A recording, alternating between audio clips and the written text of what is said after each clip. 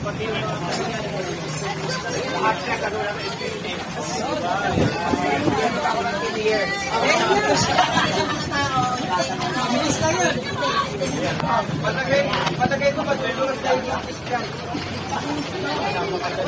vlogger kaya ko.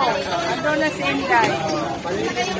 Ando na si Inday Diwata. Pinalitan yung aming misa ng bakal. Diba? Stainless ang aming tatagan. Tauhan, bawal ang plastic sa mga tauhan. Yes. Ayan. Isang inasal. Bago ang aming kaptaran sa Paris Overload. Oh, ano to? Chicken sila, Inday? Ikaw? Oh. Overload. Ayan, bagong-bago ang aming lalagyan ng Paris Overload.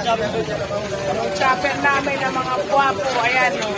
Oy, kaway-kaway yung mga chopper na ba? Ano, bago yung ano nyo.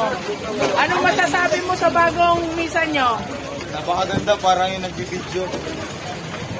Alam mo, ano masasabi mo? Na, saka nakaka-ano, kasi nakaka-refresh. Yes. Stainless. Stainless. Okay. At saka hindi na siya mga bayan doon. Dahil ano siya, tibay na tibay. Okay. Get that, yes.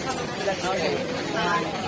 Yan, maganda na ang aming misa sa Paris Overload na tinatataran Chapchapan. Okay.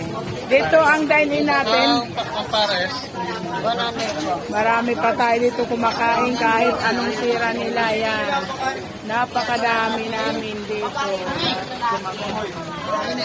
May naiwan. Ayan, may naiwan daw na tumbler.